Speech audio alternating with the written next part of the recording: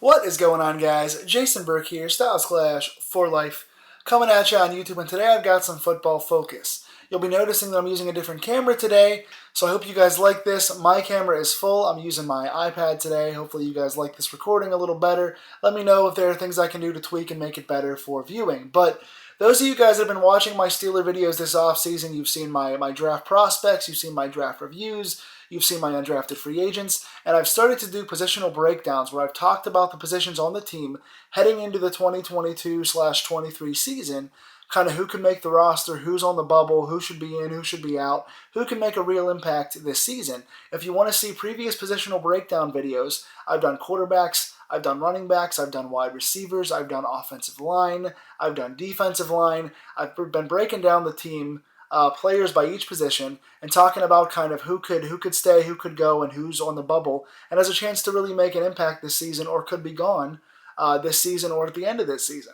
So today I'm talking about another really important position for us, one that has been one of the staples of the team and kind of really can make or break the defense because they are, the guys wearing the mics in their helmets, the guys that are calling plays, the inside linebackers, the anchors of the defense. I'm going to do another video, a separate video for outside linebackers this week as well, so come back and check that out if you want to hear about TJ Watt and his crew. But I want to talk today about inside linebacker because this was a real big strength of the team for quite a while in Pittsburgh, and over the last couple of years, and especially last year, it really sank. There's not been a lot of stability. There's been a lot of free agents coming in. There's been guys coming and going a lot. There's been a lack of tackling. There's been a lack of leadership. There's been a lack of gap control. And it's really important that Pittsburgh really solidifies and stabilizes the inside linebacker spot on this team. And the new leader coming in right now this year is the person we signed in free agency. We got Myles Jack from Jacksonville, who is known as a really, solid tackler, a fast guy who's speedy, who's a really solid tackler, because tackling and gap control have been our two biggest weaknesses from the inside linebacker spot last year that made our defense one of the weaker defenses in the league. You want to get back to run stopping. You want to get back to pressure. Pressure is something we can kind of achieve with Cam and Watt and Highsmith and guys like that, but you really want to be sure on your tackling. You want to stop the run, and you want to make the right calls in coverage as far as your inside linebackers, and that was a big weakness for us. So signing Myles Jack from Jacksonville could perhaps be our most important free agent signing of the entire offseason. Like I said, Myles Jack has been a big-time tackler in Jacksonville. He's a 6-year veteran coming into his 7th season here. His last 4 seasons in tackles, he's had, from 4 seasons ago up to now, 101 tackles, 61 tackles, 115 tackles, and 97 tackles last season. So 3 of the last 4 years, up around or close to 100 tackles per season as one of the tackling leaders in the league. I like what Myles Jack brings. Again, he does have some liabilities in coverage, but not as many as the guys currently on our roster. If you look at our inside linebacking roster, coverage has been our weak spot from day one. Myles Jack is not the world's strongest at that, but he is an upgrade at the position in coverage and a huge one in run stopping and tackling. Now, this bodes a question. Obviously, he's going to be a starter and probably our leader at the inside linebacker spot.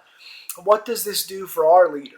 What does this do for Devin Bush? Devin Bush is perhaps the biggest player on the bubble of the entire season. If you look at the roster on both sides, nobody is more under a microscope this season coming into this year than Devin Bush is. Devin Bush, we traded up to get him 3 years ago. He's coming into his 4th season now. Pittsburgh did not pick up his 5th-year option, so this very well could be his last year in Pittsburgh.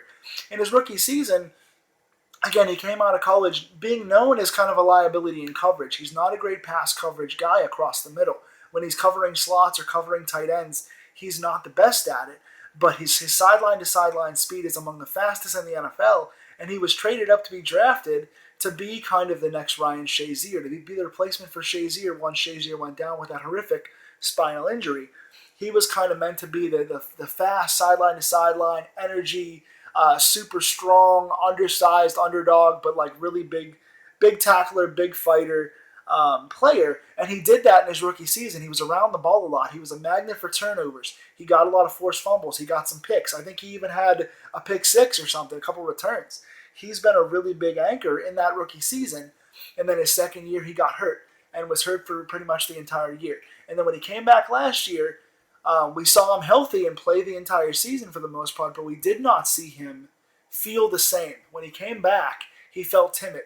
Not only did he not improve in pass coverage and get worse, in my opinion, in pass coverage, where he showed a lot of potential in his rookie season, did not look very good in pass coverage last season, but also started to lose the factors that he was were considered strong suits of his last season.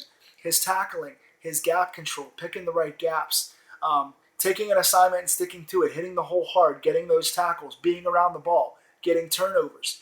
He did not do those things last year. So not only did he not improve in his weak spots, but his strengths turned into weaknesses too, because he played like he was scared. He was not choosing gaps. When he was choosing the wrong gaps. He was second-guessing himself. He was missing tackles. He was getting behind on the play.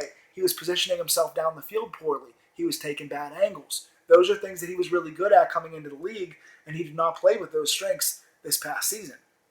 So now it is not only can Myles Jack make up for our weaknesses, but can he take Devin Bush, a guy who was traded up and highly drafted for, and looked to be a possible game changer, and showed such potential in his rookie season to be an elite inside linebacker, and can he bring his play up? When you're playing next to an inside linebacker, they can make you better. It's much like a safety. When one safety is playing next to another, it can make or break their situation. We've seen Terrell Edmonds in Pittsburgh go from being a pretty weak safety to being a pretty solid one. He's not an all-star, but his play drastically improved once Minkah Fitzpatrick got over here. We've seen guys that are marginal and average play next to Troy Polamalu and seem like they're great. Because when you get a great guy next to you, it can make you better. So can Myles Jack fill those voids, but can Myles Jack elevate Devin Bush to the level that he needs to play at to stay here? Because he doesn't have that fifth-year option. So Devin Bush is on the hot seat, and he's the biggest question mark at this position coming into next season.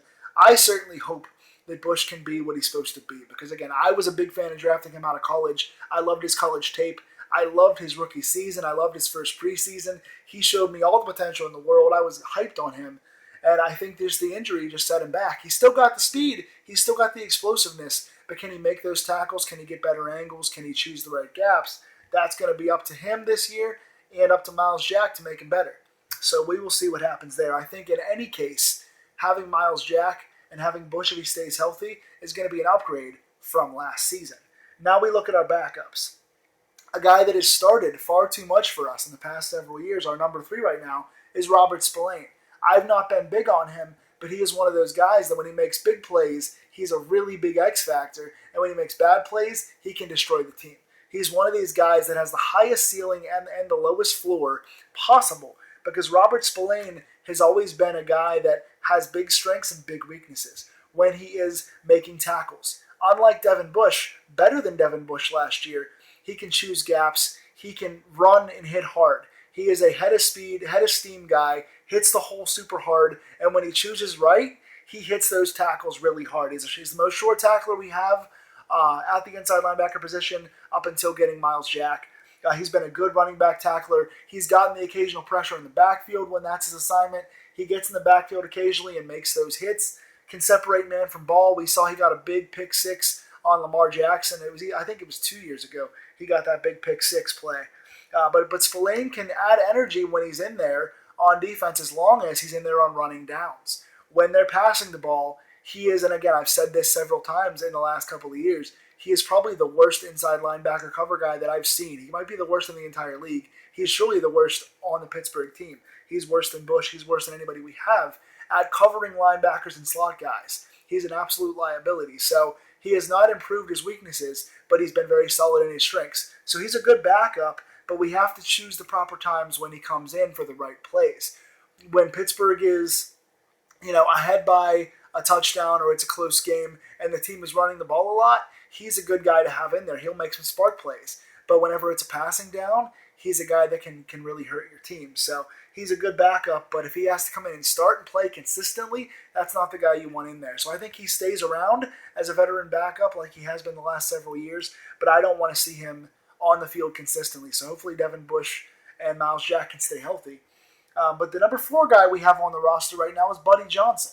Buddy Johnson is very, very interesting because we drafted him mid-round last year, and he's another guy that's got really good sideline-to-sideline speed.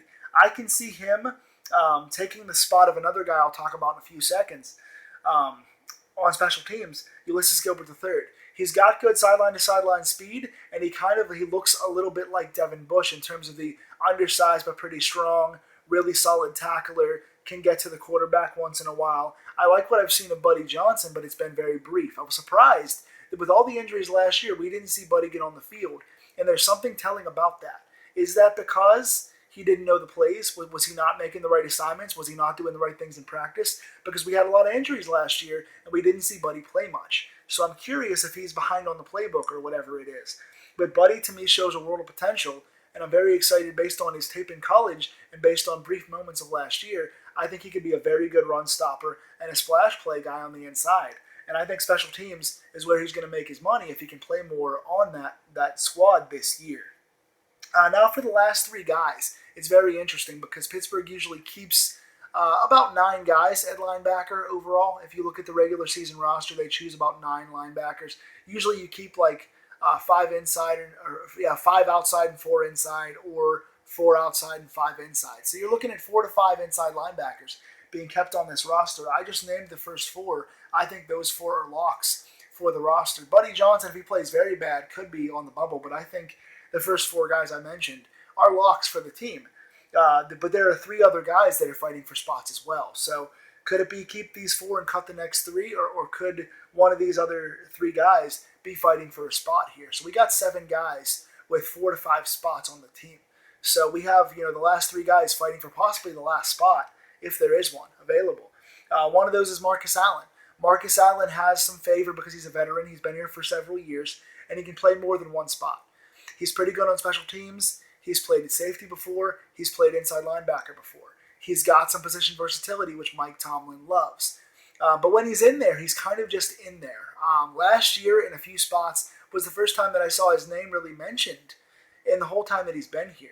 I like having him because he can play safety. He can do the backup spot in either spot. If you need an extra safety to come in a depth package or somebody gets hurt, he has the play recognition. He can play at safety. But when he's playing at linebacker, you think he'd be a little better than he is as far as coverage. You think he'd be one of our stronger pass coverage guys because he has that safety body and that safety past. He doesn't seem like that. He's been kind of a liability in coverage to an extent, not as much as a Spelaine or a Bush, but he has not covered as well as you'd expect for an ex-safety. So he's got, on paper, a really nice pedigree to stay around as a backup linebacker, but he hasn't done much when he's been in there. So I think he's a guy that's on the bubble as well this year, who can make or break him playing in preseason and kind of see what he can do. Because again, in theory, you like having this guy to be a coverage linebacker, but he's not really shown us much. He's played a lot in those spots and not really done much for us. I would have liked to have seen more of Buddy Johnson last year. They gave the veteran Marcus Allen the opportunity, who didn't show us much, but didn't play bad last year. I think last year was his best year, and we'll see if he can build on that momentum and stick around. Then you have 2 more guys. Ulysses Gilbert III. I was super high on this guy coming out of college, man.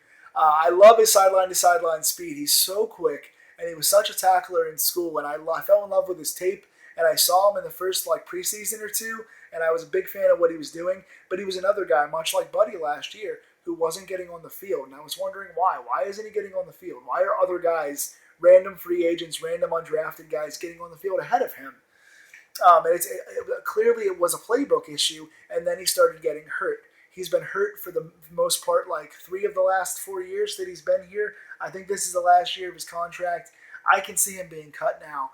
It's a shame because he's made special teams plays here and there. He's made a few, usually in preseason. And when he gets on the field, he doesn't seem like he's playing that bad, but he's also not doing anything to really stand out. He did in the first 2 preseasons, and I saw world potential, but at this point, playbook, plus other guys are getting drafted, other guys passing him by, like Spelaine, like Buddy Johnson possibly, plus all the injuries. I think this is his last chance. He needs to have a strong preseason. He needs to play well on special teams, and he needs to make some actual turnovers, some actual tackles for a loss, some forced fumbles.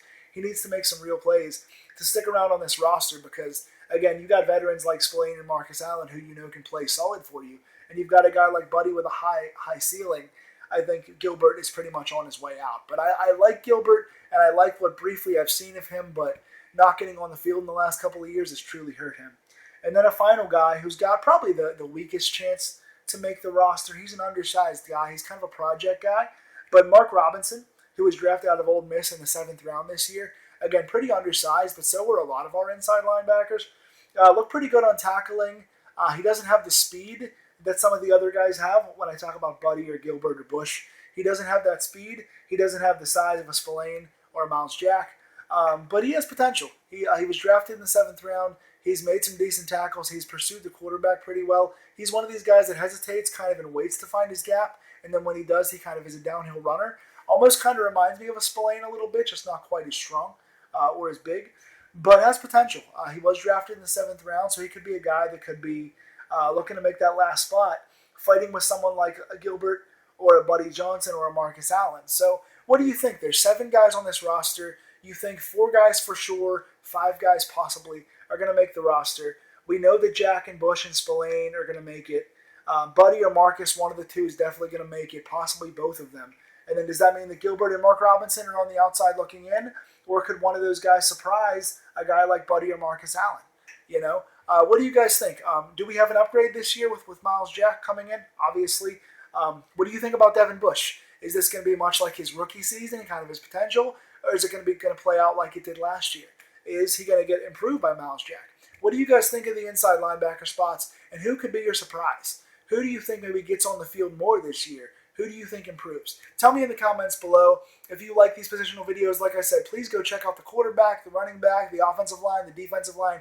I got a bunch of these on my channel. And come back later this week for my outside linebacker review where I break down all the players at the outside linebacker spots on our roster. And if you guys think there are any undrafted free agents or camp bodies that could surprise us, tell me those in the comments below as well, please. Like, share, and subscribe to this video, and continue for the rest of the offseason watching my Steeler breakdowns, and I will see you guys soon. Go Steelers.